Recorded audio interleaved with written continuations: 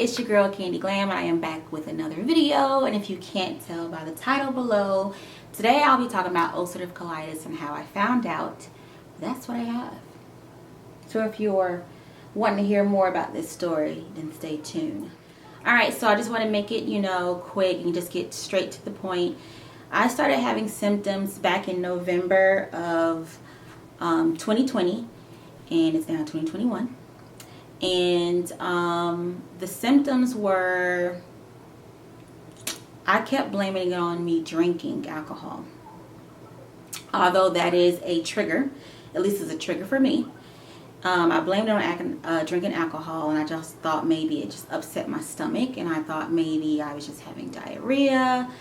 And then the diarrhea went on for like a week, and then I noticed it started to be blood in it and mucus. Now let me kind of rewind a little bit. For years now that I know that it's abnormal, I have been seeing mucus, but it's been like every blue moon or every so often. And for those of you, this video will be TMI, so if you're not faint of heart or whatever the word is, you can't handle this, then this is not the video for you. This is people who are interested and don't mind hearing nasty things, because ulcerative colitis is not a cute autoimmune disease, okay? So I've been noticing mucus in my stool for a while, like I'm saying a few years, but I just thought maybe it was normal because I was so used to it. But it got worse come November. So to fast forward to what I was saying, the diarrhea was not stopping, and I was still having mucus in my stool. And if you guys don't know what that looks like, it's like literally looks like mucus that comes out. I don't want to say your nose, but like very slimy looking, and it sticks to the toilet, or it floats, or it's wrapped into the stool. It comes all kinds of ways. So I also, obviously I said blood, but I was noticing like way more blood than normal. And you guys, I do have a history of hemorrhoids, so I was thinking, oh, I just got into hemorrhoids, so I'll pop a bullet. But that wasn't working. This was also around the time I had started my new job. I had changed insurance, and I have a very, very, very good primary care doctor who was trying to help me out. So I was just doing virtual telemed visits, and so she was treating it as if it was a parasite. So I was like, well, dang, what did I eat? Was it salad? Like, I was like going through everything I ate, because I really thought maybe this was a parasite. I also was thinking it was like hemorrhoids, but then I knew, and me being a freaking nurse, I knew that hemorrhoids doesn't come along with mucus and diarrhea. So I was like, okay, maybe this is a parasite. So I can't remember the medicine that she sent me, but I just know it wasn't treating it. So at this point, I think I had been having diarrhea, bleeding, and mucus for a month. And I was like, okay, it was now around Christmas time, I believe. And I was like, okay, if it doesn't clear up after Christmas, I'm just going to go and, figure out what this is, get blood tests, everything. So obviously it didn't clear up. And so I remember about January, after the New Year's, I went and did blood work.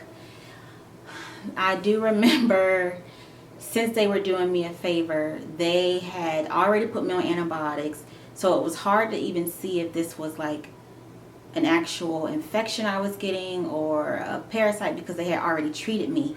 So the blood work, or the stool, I should say, the stool kit that I had to send in wouldn't have really, I just remember they kind of did it backwards, so they wouldn't have even shown if I had an infection, because if they already gave me antibiotics for it, it's gone.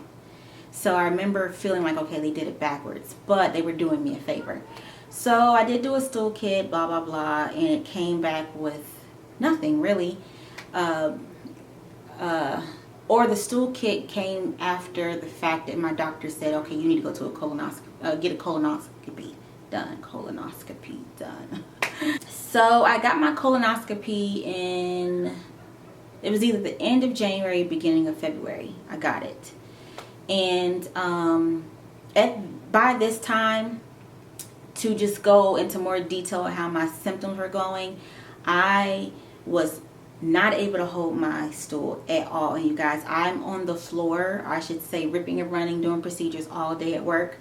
And I mean, I was running to the bathroom. And I had to change my underwear almost every day. I had to put tissues in between my butt because I could not hold it. I was going urgently, frequently. I had no control over my bowels. I remember, TMI, I was using the bathroom and I went to wipe myself. And I remember I went to wipe myself, and I don't know about y'all, but when I wipe, I have to look, obviously, at the tissue to see what's on there because I need to know how bad it is. I remember when I went to wipe and went to look, when I went like this, a clot of blood mixed in with mucus flung across the bathroom. Needless to say, I was freaking out. I was disgusted. And I was like, okay, this is enough. Like, this is not normal. This is like a wake up. Obviously, it wasn't normal, but that was a wake up call. So anyway, I went and got the colonoscopy. And when I got the colonoscopy, obviously I was nervous. But I didn't feel a thing. It knocked me plain cold out. The worst part about a colonoscopy is the prep, because literally you're taking like this stuff that kind of reminds me of if you ever had a baby, been pregnant, and you get that glucose test thing where you drink that sugary water stuff that you do to test if you have like what's it called, I don't know, whatever, diabetes as you're pregnant. And that's what the prep to me reminded me of in a weird way. So as soon as I took the prep like they told me to take it, I think about maybe an hour later, I can't remember the exact time, nonstop. And when I say nonstop,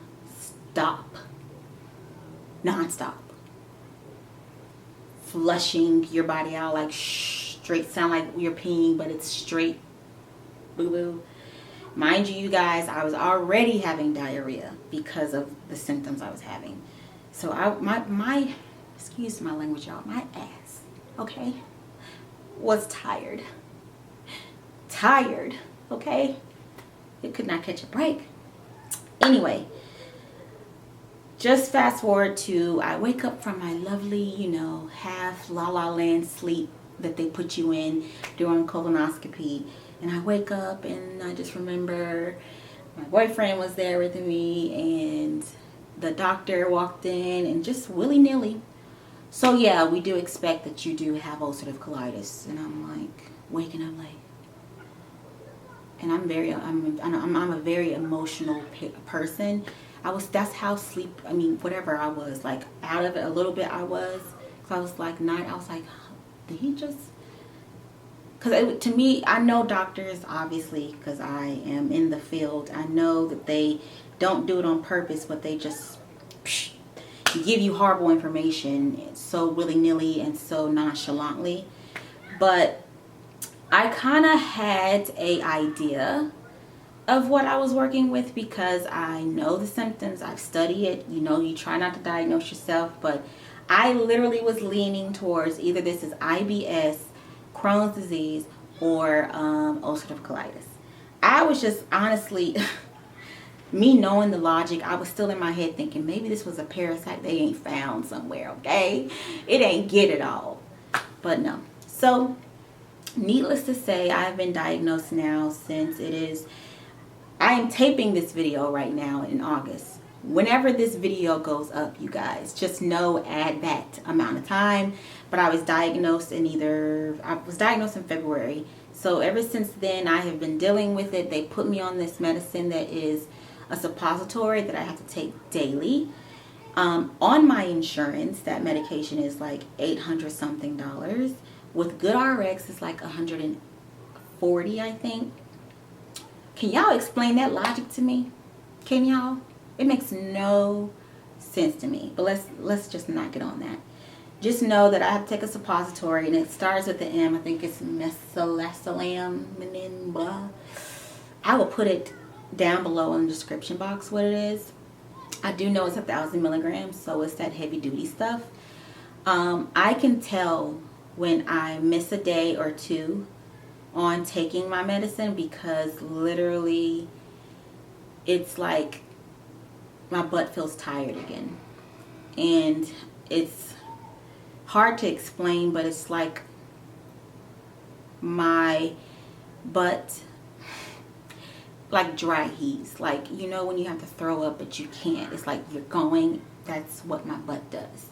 Even when I don't have anything in my belly. I mean, I could have just drunk water. I'm rushing to the toilet and it's trying to tell my body push out, but there's nothing to push out. Also, I can tell when I'm having a flare-up because some of my symptoms are I get rashes in between my legs, on my thighs, and it's like a big rash. I will probably insert some pictures here somewhere so you guys can see it. And I did look up some of the symptoms, and I think they said about 10% of the people get that symptom, and it's like your body telling you you're getting ready to have a flare-up or inflammation in your body somewhere is getting ready to come. And that's what an ulcerative colitis autoimmune disease is. It's inflammation in whatever area it is. And to be clear, you guys, there's different levels to ulcerative colitis. I have ulcerative pylorus of the ulcerative colitis family, which means that my inflammation and ulcers are in my rectum area. It has not spread to my colon, which is, according to my knowledge and my research, the best thing. Not that this is what you want to have, but that if you do, this is kind of the one you want, because it's not spreading to the colon, which can cause more issues. Now, I do remember my doctor saying that my ulcerative colitis was so bad that my lining of my rectum had eroded, or was eroded. And that's why I had a hairpin get on this medicine to calm it down, because the ulcers or whatever were eating at the lining of my rectum. If you guys know more information on ulcerative colitis, please feel free to comment down below, because I am new to this, literally. And every single day I'm learning something new about this, or I'm learning what my triggers are. I'm learning how to deal with it. This week has been a decent week. Have not had a flare up, but last week, yeah, like I remember my toilet being full of blood. So the most annoying part about this diagnosis is the constant urge to feel like you have to go but can't, or getting the urge like you have to go right now, and then when you go it's just gas, or it's just mucus, or it's just blood, or it's just all of the above mixed in and no poop. I mean, it's just it's more of an annoyance, because honestly, when I go out now with my friends or my boyfriend or anybody, I'm like having to sit close to a bathroom at a restaurant, or trying to figure out where the restroom is before we sit down, because I just never know. And it's watching what I eat, it's watching what I drink, it's the constant feeling of it. Like right now, if I'm being honest, I can feel my butt. I don't know how to explain it. I can feel the tiredness, but it's not a flare-up. It's like a constant, it's telling you all day, don't you forget about me, girl. I'm down here. And the moment you forget about me, I'm gonna act a fool. That's kind of the vibe I get with my butt now, the relationship I have with my butt now.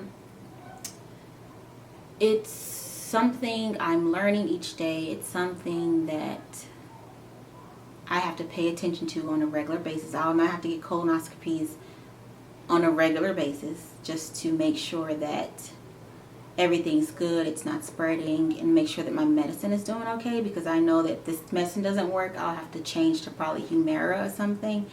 And I'm trying to not have to do that, because that's an injection. So yeah, that's about it. I think I rambled on enough. This is your girl, Candy Glam. Thanks for listening. Thanks for coming. I have more coming. And yeah, have a good day.